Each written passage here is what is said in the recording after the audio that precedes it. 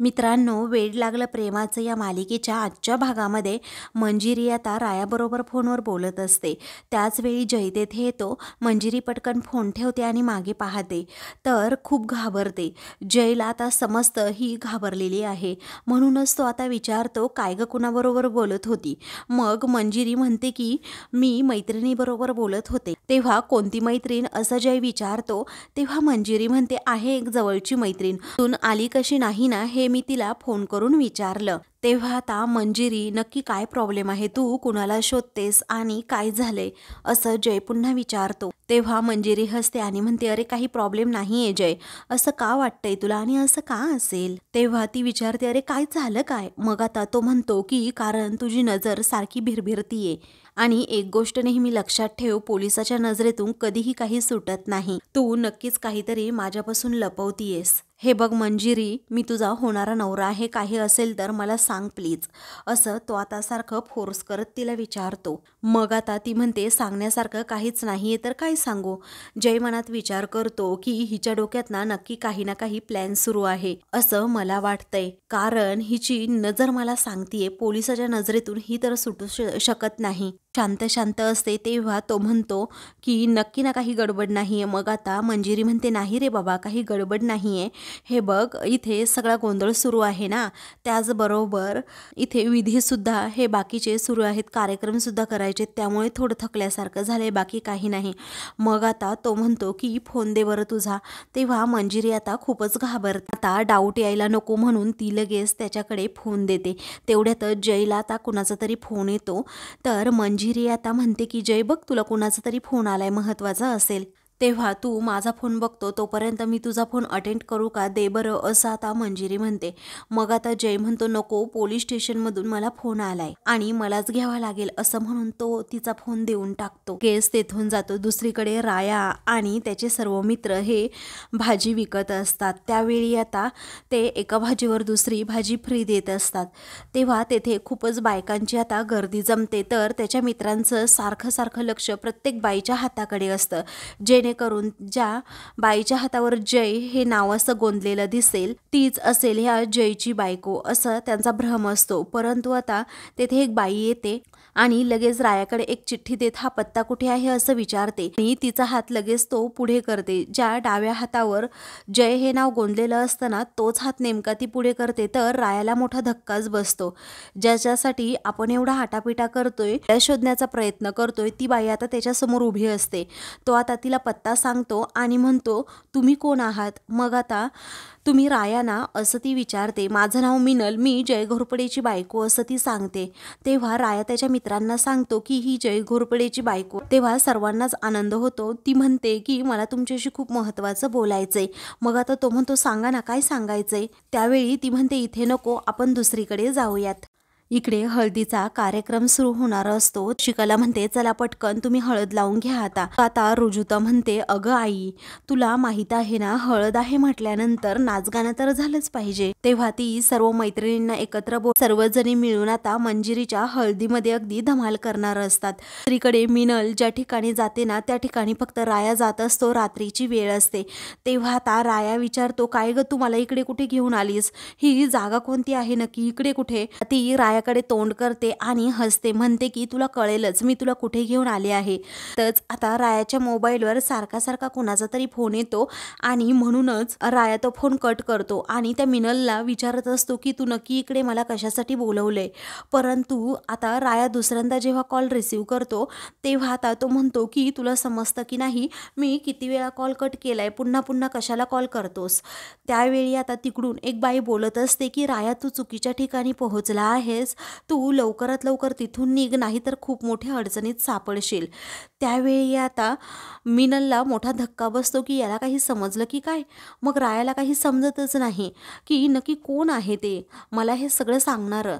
मग आता त्याला फोनमध्ये दुसरा आवाज येतो की ए मुलींनो, चला पटपट. तो आवाज असतो शशिकलाचा. रायाला आता क्लिक होतं की हा तर मिस फायरच्या घरातील आवाज आहे, म्हणजे मी इथे गोत्यात सापडलो नसेल ना, मला कुणीतरी मदत करत नसेल ना, हा प्रश्न त्याच्या मनात येतो. मग आता तो ठीक आहे असं म्हणून फोन ठेवतो. तेव्हा आता ती मिनल हसते आणि म्हणते, काय रे, तुला काय वाटलं मी तुला इथे कशासाठी आणलं असेल? समजेलच हा तुला. रागातच राया विचारतो की कशासाठी आणलंय ते पटकन सांग. आणि एकटी तू आलीच नसशील, बरोबर कुणीतरी घेऊन आली असशील मला मारायला, बरोबर ना? मग आता ती हसते आणि म्हणते हो, मी तुला मारायला बरोबर एक पंटर घेऊन आले आहे. तेव्हा आता राया म्हणतो ए बघ, ए बाई, मी तू बाई आहे ना म्हणून तुझी इज्जत करतोय, कारण राया हा बाई, आई आणि गाई यांची नेहमी इज्जत करतो आणि जो नडतो ना त्याला डायरेक्ट तोडतो, समजलं? तर आता ती मिनल म्हणते तुला समजेलच आता इथे काय काय होतंय. तर दुसरीकडे आता जीजी ही म्हणते काय ग शशिकला, हळद तयार झाली ना? मग आता हो, हळद तयार झाली आहे असं आता शशिकला म्हणते. तेव्हा जीजी पुन्हा विचारते अगं पानं तयार झाली का? तेव्हा पानंसुद्धा तयार झाल्याचं आता जीजीला शशिकला सांगते. बरं तू ओवाळून घेतेस ना जीजी? मग आता जीजी लगेच आता जयचं औक्षण करू लागते. तर आता जय मात्र खूपच खुश असतो, कारण मंजिरी बरोबर त्याचं लग्न होणार असतं. परंतु आता मंजिरी खूप नाराज असते, कारण कधी एकदा राया येईल ना हेही तिला आता कळत नसतं. कधी एकदा मला या मोठ्या संकटातून सोडवेल असं तिला होत असतं. तर दुसरीकडे आता रायाला लगेच काही गुंड असतात ना ते घेरतात आणि म्हणतात की काय राया, कुठे चालला आहेस तू?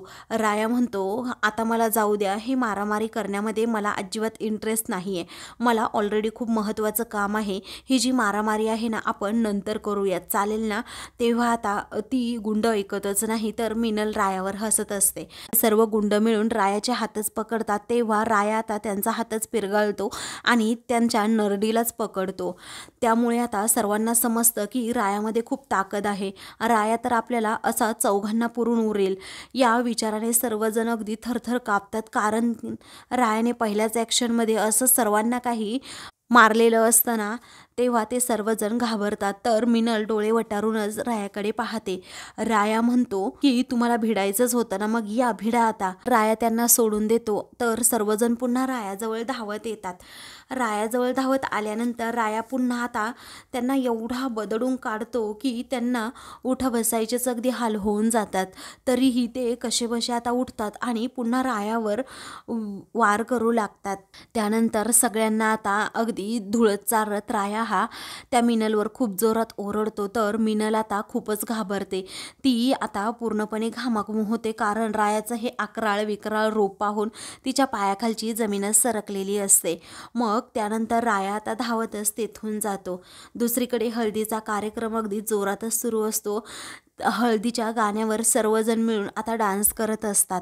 इकडे आता जय मात्र नाचत असतो. तर मंजिरीला अजूनही हळद लागत असते. रुजुता आता तिला हळद लावते, परंतु मंजिरीचा चेहरा आता पूर्णपणे उतरलेला आहे, चेहऱ्यावर अजिबात तिच्या तेज नाही आहे, हे आता रुजुताला चांगलं समजलेलं असतं. मग आता कशीबशी फक्त नाना आणि जीजीसाठी ती समोर हळदीला तेथे बसते, पण आता तिचं लक्ष सगळं आणि सगळं रायाकडे असतं. मग आता मनातच ती रायाबद्दल देखील विचार करू लागते की राया, अरे अजूनपर्यंत तू इथे यायला हवं होतं, नक्की कुठे आहेस तू राया? अरे मला वाटलं होतं की तू माझी मदत करशील, मी तुझ्या भरोशावर इथे आहे, लवकर येणारे राया. तर दुसरीकडे राया आता मंजिरीला कॉल करण्याचा प्रयत्न करतच आता धावू लागतो. त्यानंतर आता ती पुन्हा रायाबद्दलच मनात विचार करू लागते की राया, तू मला प्रॉमिस केलं होतं ना रे की जयची उष्टी हळद माझ्या अंगाला सुद्धा लागू देणार नाही, मग आता कुठे आहे राया? अरे मला हळद लागतीये, ये ना लवकर. तर दुसरीकडे राया आता वाऱ्याच्या वेगाने अगदी इकडे धावत असतो, मंजिरीकडे येण्यासाठी धावत असतो. तेव्हा आता मागचा पुढचा विचार न करता आपल्या मैत्रिणीला जयची उष्टी हळद लागू नये यासाठी वाऱ्याच्या वेगानेच धावत घरी येतो.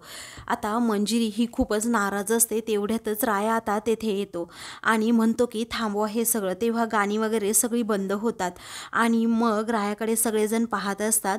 तेव्हा तू पुन्हा इकडे का आला असं जय विचारतो.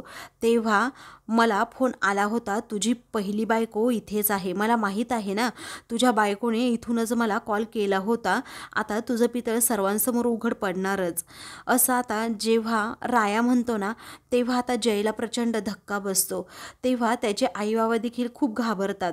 मग नंतर आता जीजी आणि नाना म्हणतात की काय चाललंय का हे राया तुझं, तू इथे का आलास? मग आता राया म्हणतो हो खरंच जीजी आणि नाना, इथे आहे या जयची बायको. त्यानंतर आता रायाला पाहताच मंजिरीला खूप आनंद झालेला असतो. ती आता मनातच विचार करते की बरं झालं, माझा मित्र माझ्या मदतीसाठी आला आहे. खरं मी त्याला शब्द दिला होता की मी त्याला मदत करणार. मी मदत तरी कशी करू, कारण इथे तर सगळेजण आहेत आणि पुन्हा एकदा रायाचा अपमान होताना या घरात मी नाही पाहू शकत. आता मला त्याच्याबद्दल खूप वाईट वाटतंय. मंजिरी आता इकडे तिकडे पाहत असते कोणी मदतीसाठी येतंय की नाही. त्यानंतर मंजिरी आता एक आयडिया करते, स्वतःच पुढे जाते आणि रायाला म्हणते, थांब राया, अरे तुला एकदा सांगून ऐकायला येत नाही का? तू पुन्हा पुन्हा तोंड वर करून इकडे येतोस आणि माझ्या जयीवर आरोप करतोस. हे आरोप करताना तुला काही वाटत नाही का? असं रागातच जेव्हा ती म्हणते ना, तेव्हा राया तिच्याकडे पाहतच राहतो. घरातील सर्वांना आता समजलेलं असतं की ही मुलगी तर रायाविरोधात आहे, म्हणजे रायाच्या बाजूने अजिबात बोलत नाहीये. तर जय आता विचार करतो की नक्की ह्या मंजिरीचं चाललंय काय? ही रायाला अशी बोलते याचा माझ्यावर विश्वासच नाही. आता जयचा विश्वास बसण्यासाठीच मंजिरीने हे रायाबरोबर खोटं खोटं भांडण्याचं नाटक केलेलं असतं, जेणेकरून कुणाला डाऊट येऊ नये ना यासाठी. तेव्हा मंजिरी आता विचारू लागते, अरे कोणती मुलगी, कुणावर तू आरोप करतोस? मला कळतच नाही आहे राया, इथे यायची काय गरज होती? चांगल्या हळदीमध्ये तुला विघ्न घालायची काय गरज होती? तू नेहमी असा करतोस. त्यावेळी आता कोणत्या मुलीबद्दल तू बोलत होता, कोणत्या बाईबद्दल तू बोलत होता, असं मंजिरी विचारते. तेव्हा राया म्हणतो, अगं मिस फायर, माझ्यावर तू विश्वास ठेव जरा. अगं खरंच मला या जय घोरपडेच्या बायकोने इथूनच कॉल केला होता. तेव्हा आता तो म्हणतो की आत्ताच्या आत्ता आपण इथल्या सर्व बायकांची झडती घेऊ, म्हणजे तुला समजेल, तुला माझ्यावर विश्वास बसेल की मी बोलतोय ना ते खरं आहे मिस फायर.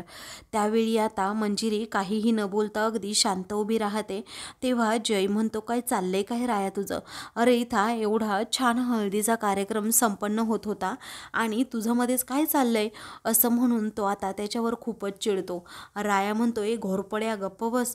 अरे हे जे काही आहे ना ते तूच केलंय, मला माहिती आहे ना, तुझं लग्न झालेलं आहे, तुझी बायको सुद्धा आहे आणि तिने इथूनच कॉल केला होता मला. तेव्हा जीजी आता म्हणते, जय अरे ज्याने आयुष्यात काही केलेलंच नाहीये त्याच्याकडून तू तरी कोणती अपेक्षा करतोस? कारण रस्त्यावर वाढलेला हा फक्त एक गुंडा आहे आणि या गुंडाकडून कोणती अपेक्षा करायची नसते. त्यामुळे आता तू काहीच बोलू नको. हा खरं बोलतोय हे कशावरून? याच्याकडे पुरावा आहे का कोणता? तेव्हा आता मंजिरी म्हणते, जीजी अगं तू स्वतःला त्रास करून घेऊ नकोस, मी बोलतीये ना त्याच्याबरोबर, मला आता बोलू दे. असं म्हणून ती रायावर आता खूप भडकते आणि म्हणते, अरे तू रे, अरे तुला सांगितलं होतं ना की सारखं सारखं येऊ नकोस, स्वतःचा अपमान करून घेऊ नकोस म्हणून, तरीही का आला तू? पुरावे आहेत का तुझ्याकडे? नाही येत ना, मग इथे येण्याची काही गरज होती का तुला? आता तो म्हणतो, कारण मी जे बोलतोय ना ते खरं बोलतोय मिस फायर, या घोरपडीची बायको याच घरात आहे, इथे आहे. तेव्हा मंजिरी आता विचारते, काय रे राया, तुझ्या बोलण्यावर आम्ही का म्हणून विश्वास ठेवायचा आहे? बोल ना तू, असा तुझ्याकडे कोणता पुरावा आहे? तू पुरावा दे, मग आम्ही विश्वास ठेवू ना. त्यानंतर आता रागातच मंजिरी म्हणते, माझा तर तुझ्यावर ना तीळ मात्र विश्वास नाहीये. मग आता तो विचारतो, काय म्हणती काय तू मिस फायर हे? मग आता मंजिरी मनातच विचार करते, राया मला माफ कर. अरे इथे सर्वांना दाखवण्यासाठी का होईना मला तुझा अपमान करावा लागेल. मला नाही सहन होत तुझा हा अपमान झालेला, पण काय करू, सिच्युएशनच अशी आहे ना, त्यामुळे असं वागावं लागतंय मला. रायाला देखील आता मोठा धक्काच बसतो की मी मिस फायरचं लग्न थांबवण्यासाठी एवढी मदत करतोय आणि ही अचानक पलटली कशी? त्यानंतर आता मंजिरी स्पष्टपणे रायाला म्हणते, हे बघ राया, ऐक तू जरा, इथे उगीच तमाशा घालू नको. माझ्या हळदीचा कार्यक्रम चांगली व्हावी अशीच माझी इच्छा होती, परंतु तू आला आणि मध्ये सगळं काही बिघडवून टाकलं. अरे जयचं अगोदर लग्न झालेलं असलं ना तरीही मी त्याच्याशी आत्ता या क्षणी लग्न करायला तयार आहे आणि तू कोणावर असा अविश्वास दाखवतोस रे, आरोप करतोस रे एका खऱ्या प्रामाणिक पोलीस ऑफिसरवर? असं कसं वागू शकतोस तू राया? अरे जय हा उच्च शिक्षित आहे, त्याचबरोबर तो एक खरा आणि प्रामाणिक माणूस आहे, म्हणूनच नाना आणि जीजी यांची या लग्नाला परमिशन आहे आणि जयला सुद्धा पसंती आहे. तेव्हा आता राया पूर्णपणे खचून जातो आणि म्हणतो की की तू काय बोलतीये सगळं हे मिस फायर? मग आता खरं तर मंजिरीला हे काहीच बोलायचं नसतं, परंतु आता तिच्यावर अशी वेळ आलेली असते ना की तिला रायाला दुखवणं आता भागच पडतं. त्यानंतर मंजिरी म्हणते, एक गोष्ट लक्षात ठेव, अरे तू आलाच आहेस ना, तर लग्नघरातून आम्हाला कुणालाही हाकलून देण्याची अशी पद्धत नाही आहे. पण याचा अर्थ असा होत नाही की तू इथे येशील आणि काहीही बोलशील आणि इथे येऊन अगदी तमाशा घालशील. आता रायाला खूपच वाईट वाटतं की आपलीच मिस फायर आपल्याबरोबर अशी बोलली, हे कसं सहन करू मी. मग आता मंजिरी म्हणते, जीजी मला माफ कर, कारण असं कुणाला बोलणं किंवा कुणाचा अपमान करणं हे तुझे संस्कारच नाही आहेत. त्यानंतर आता ती म्हणते, माझ्या हळदीचा कार्यक्रम अजूनही पूर्ण झालेला नाहीये, आपण तो अगोदर पूर्ण करू तेव्हा चालेल ना, असं आता जीजी म्हणते. आता आपल्या मुलीने रायाला खूप सुनावलं हे पाहताच आता जीजीला आनंद होतो आणि शशिकलाला देखील. पण राया इकडे पूर्णपणे खचून गेलेला असतो, कारण आपल्या मैत्रिणीने जर आपल्यावर विश्वास ठेवला नाही तर तिचं पुढे कसे होणार. जर तिने या जयबरोबर लग्न केलं तर काही खरं नाही, हाच प्रश्न आता रायाच्या मनात येत असतो. त्यानंतर मंजिरीच्या डोळ्यात आता पाणी असतं, कारण तिने रायाचा खूप असा अपमान केलेला असतो. तेव्हा ती आता त्याच्याकडे पाहतच राहते. तेव्हा तो म्हणतो, मिस फायर ऐक ना अगं, असं वागू नकोस ना, असं बोलू नकोस ना प्लीज, कारण अगं मला तुझी काळजी वाटते. खरंच या जयची पहिली बायको इथेच आहे कुठेतरी. राया म्हणतो, नंतर पश्चातापाची वेळ येईल अगं मिस फायर, तुला माहिती आहे का, हा चांगला माणूस नाहीये, हा खोटारडा आहे, हा फ्रॉडी आहे. रायाकडे कोणताच पुरावा नसल्यामुळे तिला पण काही बोलता येत नसतं, त्यामुळे मंजिरी आपली गप्पच असते. तेव्हा जीजी म्हणते, हे बघ राया, पुढे काय होईल काय नाही हे तू मला सांगू नकोस, हा जे व्हायचं ते होऊ देत, फक्त तू इथून निघ अगोदर. तेव्हा आता निखिलला समजतं की प्रकरण हाताबाहेर जाईल, म्हणूनच तो आता म्हणतो, राया तुला नक्की म्हणायचंय काय की यांची कुणी बायको आहे आणि ती या घरात आहे. असं असेल ना तर दाखव रे मला कोणती बायको आहे आणि कुठे आहे ती नक्की. त्यावेळी आता समोर प्रश्न उभा राहतो की कसं करावं हे सगळं. राया हा निखिलकडे पाहतच राहतो. मग निखिल म्हणतो, अरे तुला शोधायचंय ना, शोध ना, कोण आहे त्याची बायको ते शोधून काढ अगोदर. तेव्हा जयला आता प्रचंड धक्का बसतो आणि तो निखिलकडे पाहतच राहतो, जेणेकरून खरंच ती बाई इथे असेल तर खूप मोठा प्रॉब्लेम होईल या विचाराने आता हा आतल्या आत खूपच घाबरलेला असतो. तर निखिल आता लगेच मंजिरीकडे पाहतो. तेव्हा मंजिरी त्याच्याकडे पाहून गालात त्याला इशारे करते. तेव्हा शशिकला आता त्या दोघांकडे नेमकं पाहते आणि मनातल्या मनात विचार करते, या बहीण भावाचं नेमकं चाललंय काय, एकमेकांना खानाखुना करतायत काय. कारण बोलताना बोलतायत रायाविरोधात, परंतु आतून असं वाटत नाहीये की ते रायाविरोधात बोलतायत. तेव्हा रुजुताची बहीण सुद्धा म्हणते, हो बरोबर आहे निखिल, कारण तपास हा झालाच पाहिजे. तेव्हा शशिकला म्हणते, तोंड गप्प ठेव, काय तपासायचं ग, काय तपासायचं काय, थोबाड बंद ठेव आता, समजलं, असं म्हणून ती खूपच चिडते. तेव्हा जय आता पुढे येतो आणि म्हणतो, राया बस, हा हळदीचा कार्यक्रम तुझ्यामुळे थांबलाय, त्यामुळे तू इथून निघून जा प्लीज, असं म्हणून जय त्याला हाकलवून देत असतो. तेव्हा राया अजूनच रिक्वेस्ट करतो की प्लीज जीजी तुम्ही काहीतरी ऐका माझं, एकदा तरी खात्री करून घ्या, अहो त्या बाईने मला कॉल केला होता, ती इथेच कुठेतरी आहे, असं म्हणून राया आता जीजीकडे रिक्वेस्ट करत असतो. आता राया एवढं तळमळीने सांगतोय म्हटल्यानंतर जीजीचाही नाईलाज झालेला असतो. जीजी म्हणते, बरं ठीक आहे, एकदा खात्री करून घेऊ देच आता. तेव्हा जय आता पूर्णपणे घाबरून जातो. मग आता रायाला आणि मंजिरीला आनंद होतो. तेव्हा आता जीजी म्हणते, जय जा दार बंद करून घे. आता जयची पावलं आपोआपच जड पडतात, तो दाराकडे जातो, दार बंद करून घेतो. पुढे आता राया म्हणतो, तिच्या हातावर ना गोंधन आहे, जय नावाचा टॅटू आहे, आपल्याला लवकरात लवकर शोधता सुद्धा येईल.